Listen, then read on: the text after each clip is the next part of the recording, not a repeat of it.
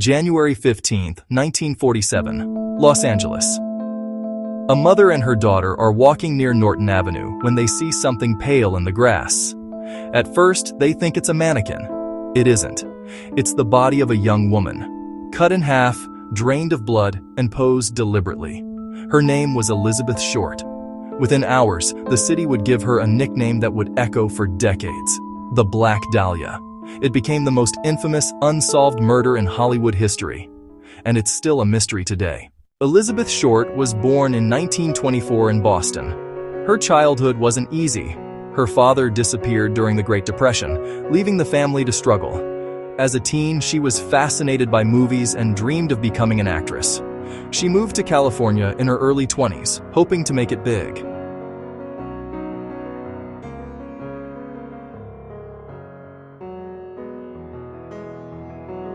People remembered her as polite, friendly, but secretive. She dressed like a movie star even when she couldn't afford it. Long black dresses, striking makeup. That's where the nickname, the Black Dahlia, came from, after the 1946 noir film, The Blue Dahlia. But behind the image was a woman struggling to survive. She bounced between jobs, stayed in cheap hotels, and often relied on acquaintances for rides or money. She wasn't famous in life, but her death would make her unforgettable. The discovery shocked even veteran detectives. Elizabeth's body had been cut completely in two at the waist, drained of blood, and scrubbed clean. Her mouth had been slashed from ear to ear, a gruesome Glasgow smile. Her body had been arranged with her arms above her head, legs spread, and her skin was unnaturally white from blood loss. There were no fingerprints, no blood, no signs of a struggle. Nearby, investigators found a heel print, a tire track, and a cement sack stained with watery blood, possibly used to transport her body. But nothing else. No murder weapon, no witnesses, no location of the killing.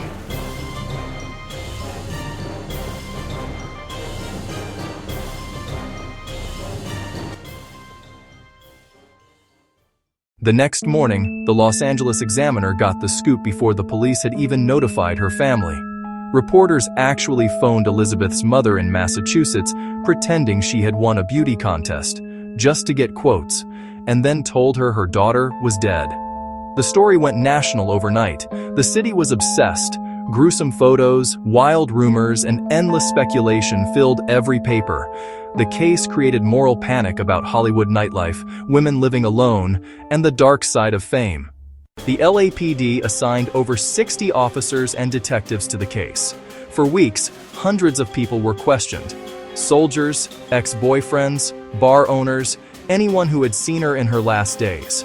Witnesses placed Elizabeth at the Biltmore Hotel in downtown Los Angeles on January 9th. That was the last confirmed sighting of her alive.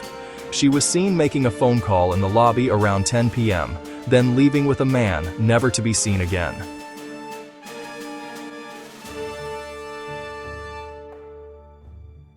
The medical examiner estimated she'd been dead about 10 hours when found, meaning she was likely killed the night before the discovery. Then came a break, or so police thought. On January 24th, the Los Angeles Examiner received a package.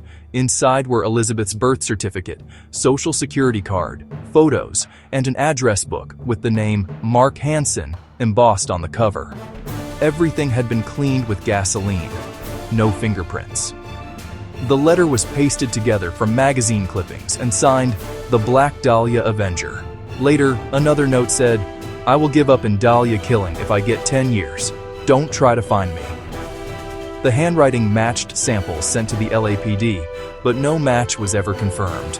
Detectives believed the killer was taunting them and enjoying the attention. Dozens of suspects were brought in.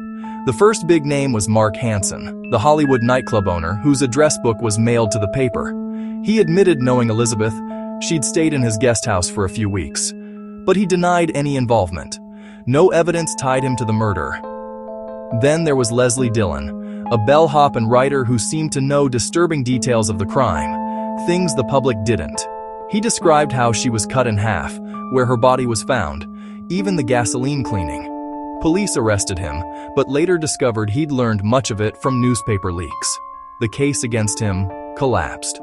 Another suspect was Dr. Walter Bailey, a respected surgeon who lived near where the body was dumped.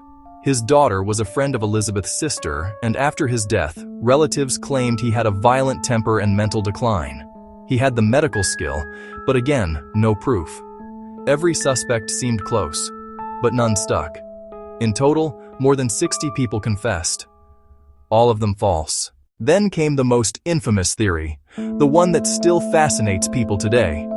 Dr. George Hodel, a wealthy physician, art collector, and socialite who lived in a mansion known as the Soden House, just a few miles from the crime scene.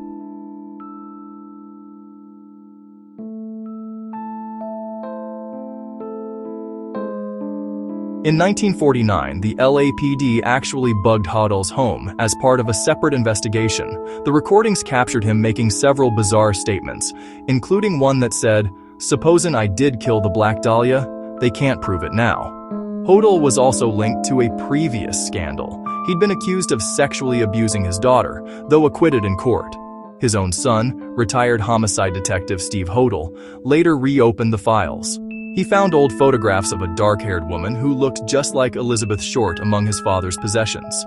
He also noticed the precise surgical method matched his father's training, and the family's basement could explain where the dismemberment occurred. Even more chilling. Handwriting experts said George Hodel's letters resembled the Black Dahlia Avenger notes. But by then, Hodel had fled to the Philippines, where he lived until his death in 1999. Steve Hodel has published multiple books arguing his father also connected to other unsolved LA murders from the 1940s. LAPD officials have never confirmed it, but privately, many detectives admit the theory fits. Over the years, the theories only multiplied.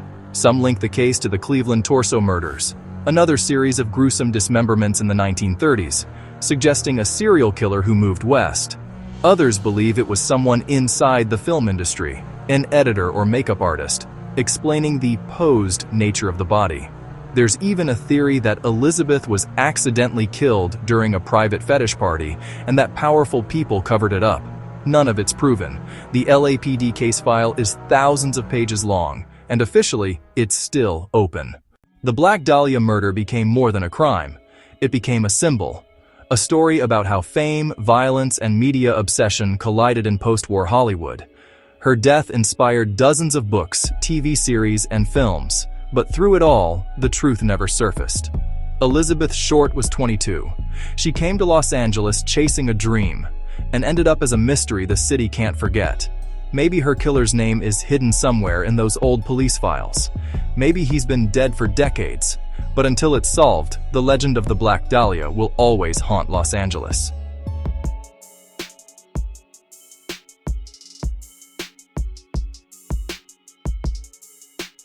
If you like deep dive true crime stories, subscribe and comment what case I should cover next. And tell me, who do you think killed the Black Dahlia?